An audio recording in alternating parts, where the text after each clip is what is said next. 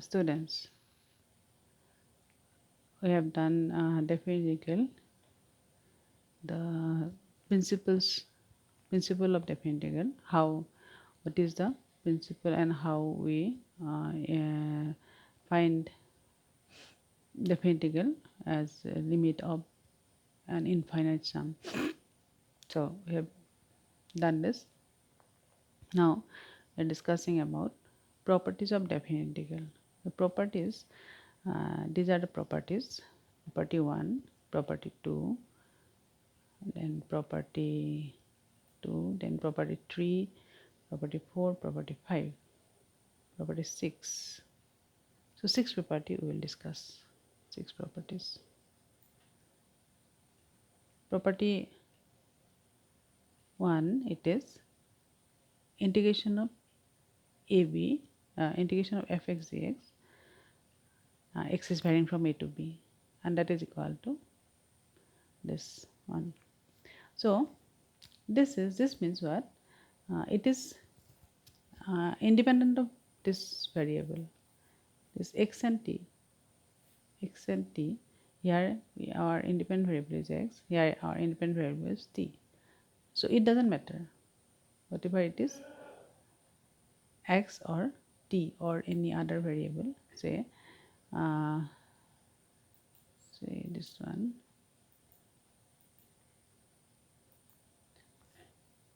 So actually when we say indefinite integral, then suppose we are considering this one, cos 6 dx, cos 6 dx. So this, then it is sin x plus some constant, and if we write integration of cos t, suppose it is cos t dt, then it is again same variable, same function, it is sin of t plus constant. So this sin x and this sin t, they are different. X we don't know what x they are taking or what t they are taking. So this is different. It depends on, so this integration depends on this variable, and this integration depends on this variable. So variable this x and t matters. But when we do it from say 0 to pi by 2, 0 to pi by 2, 0 to pi by 2, then this also limits are same, 0 to pi by 2. So in this case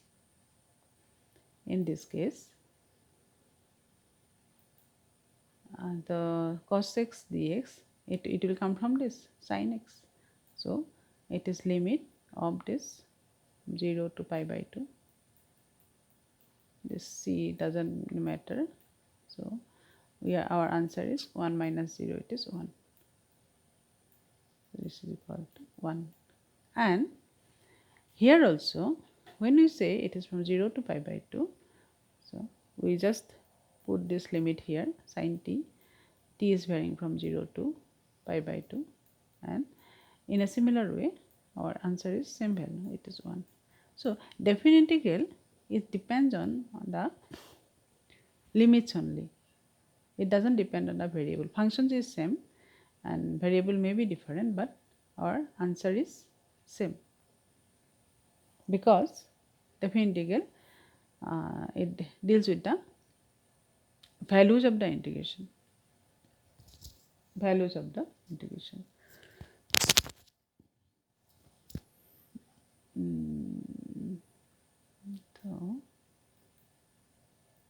So we erase it one, erase this. So this is our definite integral. So this is property 1. So property 1 is so it is integration of a to b fx dx. So when I use this formula, it is from the fundamental theorem of integral calculus, of the fundamental theorem of definite integral, what we had, if integration of fx df, if indefinite integral is phi x, then its value is phi b minus phi a. So this is a lower limit and this b is upper limit. So it depends on the limits only. So a to b f t dt. This is also because function is same, so phi is same, f is same. Here is f, here is f. So phi x is also same, just as we did integration of cos x, that is sin x. So cos x is fx and sin x is phi x. And if we write integration of cos t, then so it is cos t. So f t is cos t and phi t is sin t. But ultimately our value will come out as this phi b minus phi a, and that is why it doesn't depend on the it depends on only on the this upper limit and lower limit, not on the x and t. So this is property 1. Then property 2. Property 2, it is integration of a to b fx dx is equal to minus b to a fx dx. It is this also comes as deduction. So a to b we define like this, phi b minus phi a, b to a. This is phi a minus phi b, and take out the negative sign, and this becomes phi b minus phi a, etc. So phi x minus phi b. So this is x axis, this is x axis, and this is y axis. This is y axis. So if our function is this, then our value is, it is a, this is b. So this is the value of phi b minus phi a. So integration of fx dx from a to b, and this is this one. So a to b means we are writing nh. So this is delta x we are writing. So this nh, no? So this is a plus twice h, a plus twice x. So if this value is h, then our b minus a is, it starts from a, so it is nh. So the nh means it is a, then a plus h, then a plus twice h, etc., etc., a plus twice h, etc., etc. And if we write b to a, then from b we have to start, but it is in a decreasing order, and that is why it is b, then b plus h means actually this is minus h, we are considering the minus sign. So h is minus, and that is why the delta x is minus, because h is equal to delta x, this is h.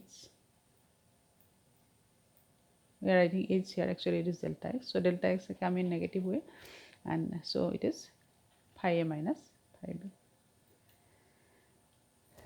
So this is property 2. Then property 3. Property 3 is, so a to b fx dx is equal to a to c fx dx plus c to b fx dx. So c is a point lying in between a and b.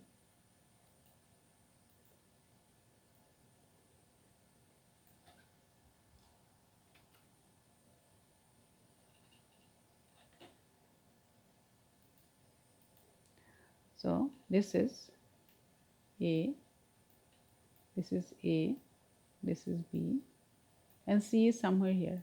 This is c. So it is, when we find area, so a to b is this one, a to b is this one. and A to C is this one, because C is lying inside this. So this is A to C, and C to B is this value. So from diagram you can see, so this area plus this area is equal to the whole area. This is this one. So this is A to C and C to B. You add it, you are getting A to B value. So this is property 3. Then what says property 4?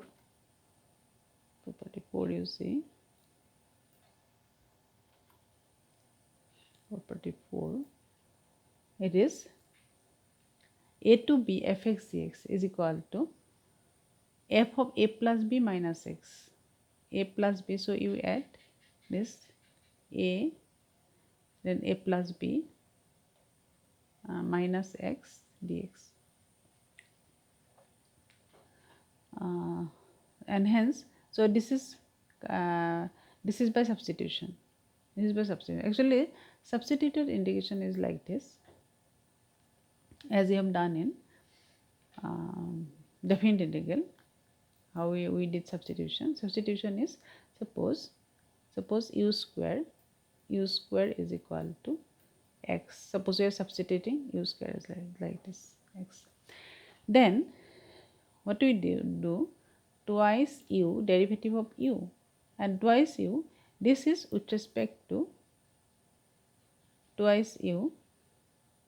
So this ddx of ddu, so we have to do it, write it as ddu of u square, ddu of u square, and this gives us twice u. With respect to u, I have to do. So u square is x, but we need derivative with respect to x. Then by chain rule, what you do, we have done chain rule. So it is this twice u, we are coming like this, from this to ddu of u square with respect to u. Then this we have done du dx. Then only it is derivative of this function with respect to x, because twice u square it will give us do u if we take derivative with respect to u only. So in case of indefinite integral, same thing here. So same thing here it is. So we have done this one. This is fx dx, and our limit is from a to b. So if we substitute x as, because we should have fx in place of fx, because dx it is same value, limit is same, only this is differing. So in place of x, we have to write a plus b minus x. So a plus x is equal to a plus b minus x. We cannot write x equal to a plus b minus x. X can never be equal to a plus b minus x, because x is a variable. So better we write, in place of x we write, say it is t. This is t. Now if we are to substitute this one, so if we write in place of x we write a plus b minus t, then this should be also equal to in terms of t, and this should be in terms of t. So here x is varying, but if we transfer this one, x is equal to a plus b minus t, then we must change this one, this dx we have to write in terms of dt. Also at the same time we have to change the limit. So dx is equal to a plus b minus t. So if we write dx is equal to a plus b minus t here, then dx will be, dx means what? Differential of x. So differential of x is, differential of x, how will you get it? dy, or you may write d dx of x into dx. So this is a differentiation actually. So first you take derivative of this and then multiply by dx, and here also this is dx, we have got it, and here how will you find this one? So derivative of this with respect to t, so this is 0 minus 1, 0 minus 1, then you have to multiply by this dt. So what you are having, this dx is equal to minus dt, this we have got it.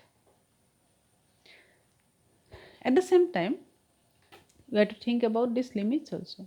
So when x is equal to a, so our transformation is this, when x is equal to a, what is t here? We must have this x is equal to a. So if we write x equal to a here, then this will be a plus b minus t. Means what? This portion must be 0. Then only we will have a is equal to a plus b minus a.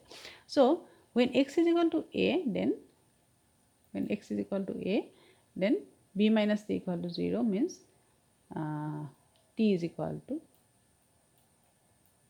b. So this one we get t equal to b. And when x is equal to b, similarly this one, so when x is equal to b, then this b goes, and it is t is equal to a. So it is t from b to a. So this is our transformation. This is transformation, and you now put it here. Yeah, I am erasing this one.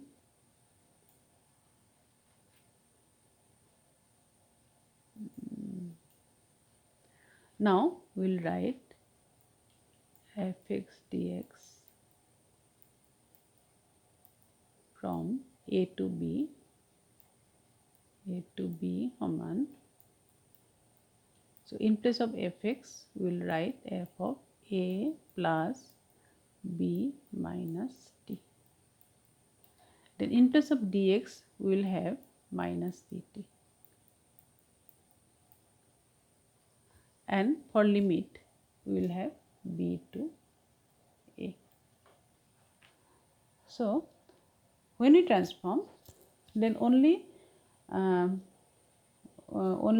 this writing x is equal to a plus b minus c, it will be wrong.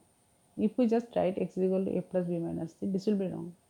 We must have to change this also, dx in terms of dt and limits in terms of t. So here x is varying, and we will have now t is varying. So this is important. So our variable is t, then we are making it dt. Then this minus sign you take outside, so we will have minus b to a f of a plus b minus t dt. Now to remove this minus sign, we apply property 2. Property 2, what was that? If we write minus sign here, then this changes, this limit changes, order of the limit is changed. So if we remove this minus sign, we can write, we are removing minus sign, and we can write in place of this it becomes this upper limit, lower limit. So lower limit becomes upper limit becomes lower limit. Now here this integration, we are having this as f of a plus b minus t dt, and t is varying from a to b. And now we apply property 1. We apply property 1, and we write x is equal to in property 1, what was that? We can if we have this fx dx and ft dt, then they are having same value provided limit is same. divided limitation. And so that is why we are writing, so because we are having this one a to b, this become plus, so this a plus b minus c. So in place of this we can write by applying property 1, it is limit is same, f is same, just we are writing constants are same, just we are writing x in place of t, x, and dx in place of dt. So this value is, so we are having integration a to b f x dx is equal to, so this is property 3, this is property 3. And property 4, what does it say? Property 4, oh, this is property 4, we have got it now. And property 5, property 5 is, property 5,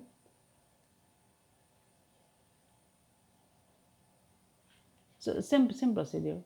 Here x is equal to twice a minus t. We are just in the above case we had x is equal to a plus b minus t.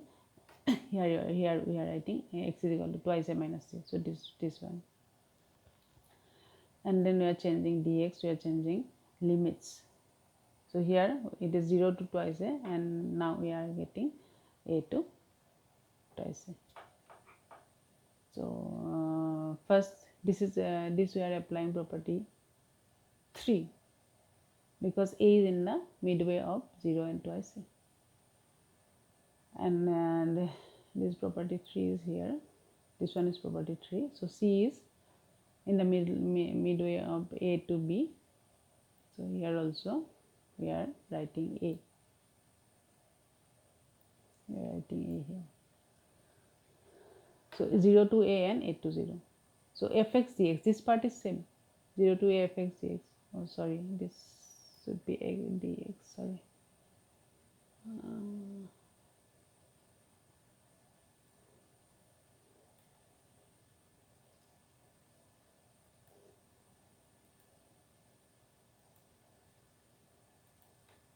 This I have based on, so there, oh no, it's all right, it's all right, because bracket is here, bracket is here, it's okay.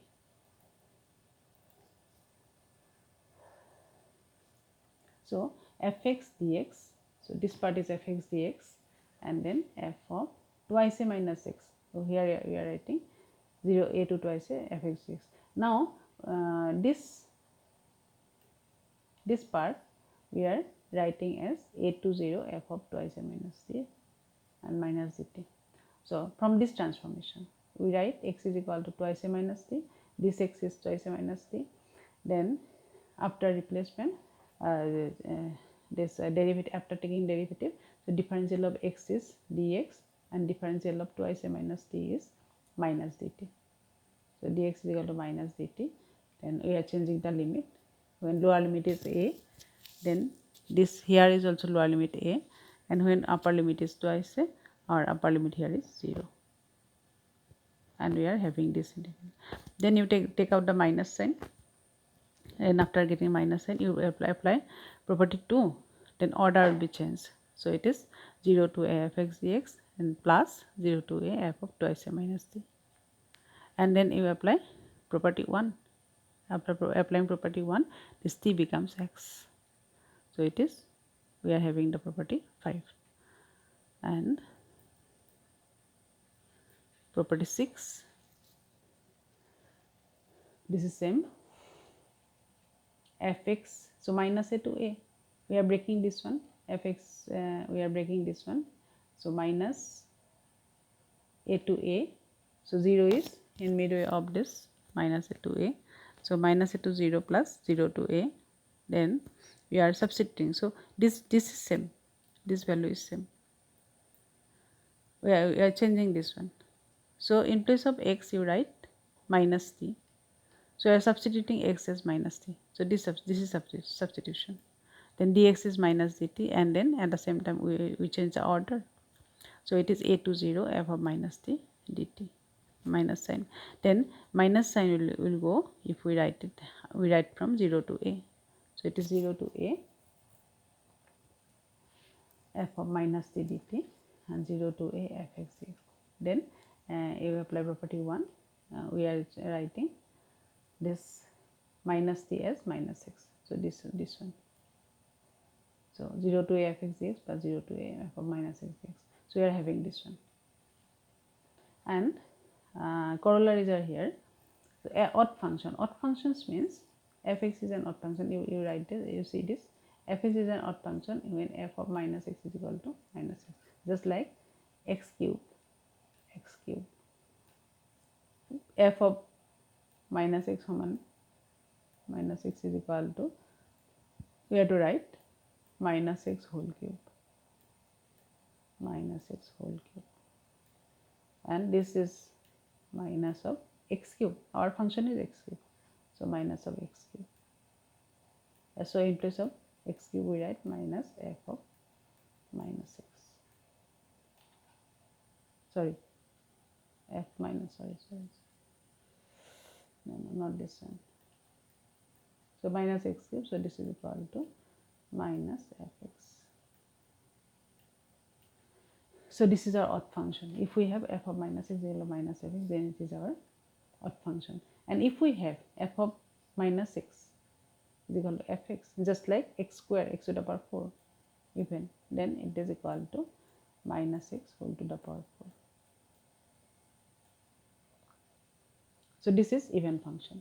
So in corollary, as corollary we have this is equal to, this value is 0 if fx is an odd function, because f of minus x becomes minus of fx, and if it is even function, then it is f of, then even function, then this becomes fx and this becomes 2 times of this. So this is all about the properties of definite integral. So you go through this, and later we will discuss the examples, worked out some worked out examples. So for today, this much is for today. So thank you.